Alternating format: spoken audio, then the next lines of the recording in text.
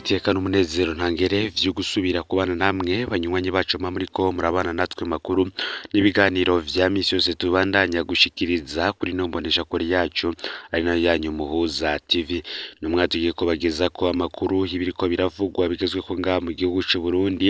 N'amakuru tuza kugaruka kuri vyinshi bitandukanye cane cane kuyavugwa mu gisata ca politike, kuyavugwa mu bihanganye ngaha mu gihugu c'u Burundi ndetse no ku mutekano w'igihugu muri rusangi. N'amakuru tuza kugaruka kuri vyinshi bitandukanye kuba bagiye gusubirira General Prime Niyongabo canke se agasubirira uwurongoye urwego rukuru rw'iperereza benshi bita documentation. Uyu ni umusirikare akomeye cane kuri ubu. Ni umugenzi wa Perezida Evariste Ndayishimiye kuva ku rugamba. Bose bakaba bava muri komine Giheta mu ntara ya Gitega, bava ku gatumba kamwe. Hari n'abavuga ko bafitaniye ubucuti bwa hafi mu muryango. Igihe Alain Guillaume Bunyoni yari yihindutse Perezida Evariste Ndayishimiye, bavuga ko uyu yagize uruhara rukomeye mu ikurwa be n'ifatwa rya Generale Bunyoni yari yahindutse umukeba akomeye wa Perezida Evariste Ndayishimiye. Muri uku kwezi kw'igenekerezo ya mbere uku kwezi muri uyu mwaka w'ibihumbi 2022 yarambitswe ipete rishasha, aba yinjiye nawe mu murwi w'abajenero, maze abavuye mu karenganyo yari amazemwo imyaka myinshi cane.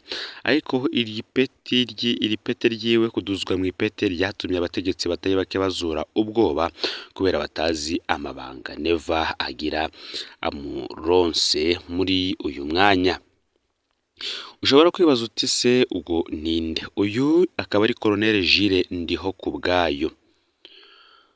Tugiye kugaruka kuri vyinshi bitandukanye, ingene yabayeho nabi mu kubutegeka ntwaro ya Perezida Nkurunziza, ingene yagiye arashirwa hanze y'igihugu kugira ngo yigizwe kure, agahabwa n'amafaranga menshi ariko nyene bakamwigiza kure y'igihugu.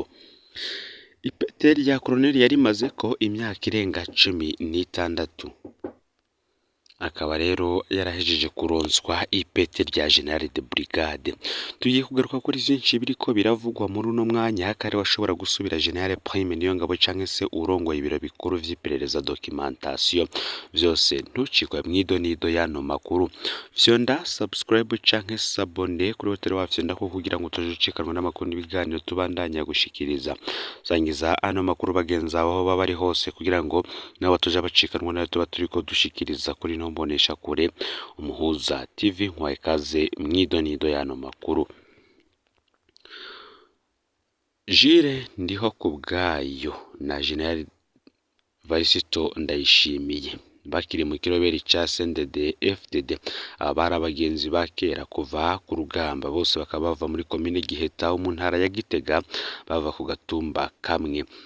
Umwe ni umukuru w'igihugu yavuye mu gisirikare afise ipete rya General Major, uwundi niwe agendanira umukuru w'igihugu chef du protocole d'etat, aherutse kwambikwa ipete rya General de Brigade.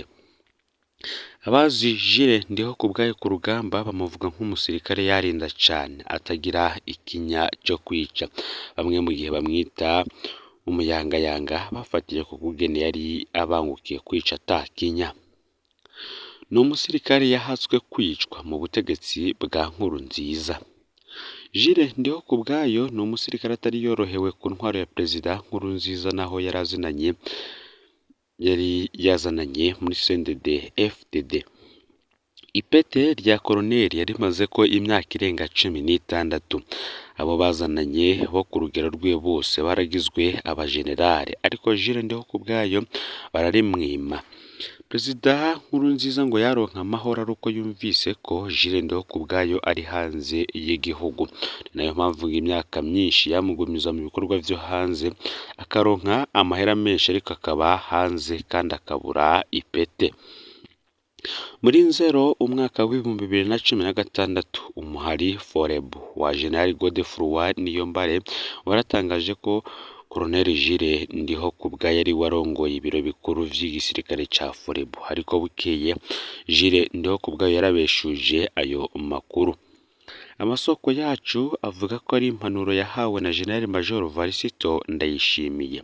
Mu minsi yakurikiye ubuzima bwa Jules Ndihokubwayo bwoba bwarabangamiwe abaho kuri hange kubera hari bamwe mu iperereza rya Nkurunziza baba barahawe mu ibanga itegeko ryo kugandagura iyo ntwazangabo. Ku igenekerezo ya mbere mu Kakaro uyu mwaka w'ibihumbi 2023, Jules Ndihokubwayo yambitswe ipete rya General de Brigade maze arava mu karenganyo yari amazemwo imyaka myinshi cyane. Aha rero niho bamwe batanguriye kuvuga ko General Jules Ndihokubwayo yategurirwa amabanga akomeye. Iri ni ipete ryatumye abategetsi batari bake bazura ubwoba kubera batazi amabanga Jules Ndihokubwayo ashobora guhabwa. Hari abategetsi babiri bacurwa muri kino gihe ko ashobora kubasubirira. Mu wa mbere ni General Prime Niyongabo arongoye ibiro bikuru vy'igisirikare nga mu gihugu c'u Burundi. Yahora ari mu bizigirwa ba Perezida Ndayishimiye, ariko imigenderanire isa n'iyatosekaye n'ubusuma Prime Niyongabo avugwamwo mu gisirikare. Uwundi hacurwa ni General Major Ildefonse Habarurema arongoye urwego rukuru rw'iperereza benshi bita documentation SNL. Amatwi adusumira avuga ko General de Brigade Jules Ndihokubwayo ngo yoba ashobora guhabwa kimwe muri ivyo bibanza mu minsi iri imbere kugira abandanye gucungera ubutegetsi bwa Perezida Ndayishimiye. Naho kwizerwa n'umukuru w'igihugu biryoshe ngo Jules Ndihokubwayo n'umwe mu bacunzwe cane n'abansi ba Ndayishimiye binyegeje mu butegetsi. Aho Perezida Ndayishimiye ashikiye ku butegetsi, Colonel Jules Ndihokubwayo ari mu bwa mbere bagenywe mu bakorana n'umukuru w'igihugu. Yabanje kubicegera c'ugenderera umukuru w'igihugu, mu nyuma arahava arababwirwa muri ayo mabanga asubiriye Zeferine Maniratunga. Ababizi bavuga ko Colonel Jules Ndihokubwayo yagize uruhara rukomeye mu ikurwa be n'ifatwa rya Alain Guillaume Bunyoni yarahindutse umuke abakomeye wa Perezida Ndayishimiye. Amatwi adusumira ngo iyo Angelina Ndayishimiye atamama, iyo kandi bitamenyekana kare ko Alain Guillaume Bunyoni yafashwe, ubuzima bwiwe bwarashobora kubangamirwa amaze gufatwa. Muri kino gihe Perezida Varisito Ndayishimiye ageze aho yinuba abategetsi bo hejuru nka bose, aho atakizi uwo bari kumwe ivy'ukuri n'uwumuhenda. Umwizigirwa akomeye ngo asigaranye akaba kuri ubu ari General Jules Ndihokubwayo. Naho atari mu mabanga ajanye n'inzego z'umutekano, tubibutse ko Jules Ndihokubwayo yagiye aravurwa muri vyinshi bitandukanye. Yaravuzwe kandi no mwinyuruzwa ry'umudandaza Christian Ndizeye batazira Baleze. Yajanywe n'iperereza rya gisirikare muri Mukakaro umwaka w'ibihumbi 2021, akaba yari umunywanyi wa CNDD FDD kandi yanakorana n'iperereza ry'u Burundi. Uyu akaba yaranyurujwe azira isoko ryo kugurisha ivyuma bishaje vya Regideso. Isoko ryari rifise agaciro k'umuriyaridi n'imiliyoni 200 y'amarundi. Amasoko akavuga ko ngo Jules Ndihokubwayo yari yasanganywe isoko ryo gushora ivyuma bishaje kwishirahamwe risanzwe rikorera mu Burundi, mu gihe Baleze we na bagenzi we bari bashoye ivyo vyuma mu Buganda.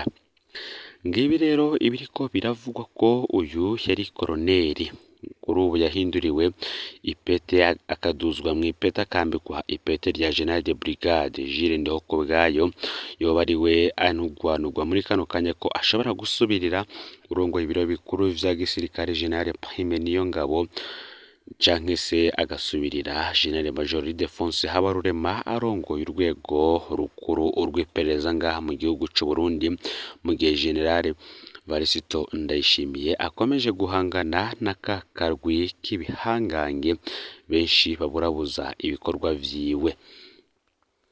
Ano makuru yacu reka tuyabandanize mu gihugu kibanya, aho Tanzania Perezida Samia Suluhu Hassan avuga ko igihugu ciwe kiriko cakira abanyamitahe benshi bahunga igihugu kibanye kubera iduzwa ry'amakori n'amatagisi. Umukuru w'igihugu ca Tanzania amenyesha ko igihugu arongoye kiriko cakira abanyamitahe benshi bahunga igihugu kibanyi kubera iduzwa ry'amakori n'amatagisi riheruka gukorwa na leta y'ico gihugu atashimye kuvuga izina. Abatari bake rero baciye babona ko ari igihugu ca Kenya yavuze kuko kiriko gica ubu mu bihe bikomeye mu vy'ubutunzi, aho bigiye kunyurwa n'iduzwa ry'amakori n'amatagisi beruka gushingwa na leta ya Kenya. Igenekerezo ya 16 Mukakaro uyu mwaka w'ibihumbi 2023, igihe Perezida Samia Suluhu Hassan yariko yifadikanya n'abapfasoni bo mw'idini rya Isilamu baba mw'izinga rya Zanzibar mu guhimbaza umwaka mushasha wabo, yagize ati abarwizatunga bariyongeye muri Tanzania hagati yo mu kwezi kwa Rusama na Ruheshi. Twarakiriye abarwizatunga benshi tutari bwigere tubona nk'uko muca mubibona. Imvo ibatuma bazi iwacu nuko inzu y'umubanyi wacu iriko irasha. Kubwa Perezida Samia Suluhu Hassan ngo abanyamitahe ntibashobora kuguma mu kibanza kitaborohereza ndetse kinahungabanya ubutunzi bwabo, akaba ariyo mpamvu yasavye abanyetanzania kubumbatira amahoro kuko ariyo baza bisunga. Tubamenyeshe ko kandi iduzwa ry'amakori n'amatagisi mu gihugu ca Kenya ariryo ririko rituma haba imyiyerekano kwiyamiriza ubuzima buzimvye mu gihugu. Yahamagajwe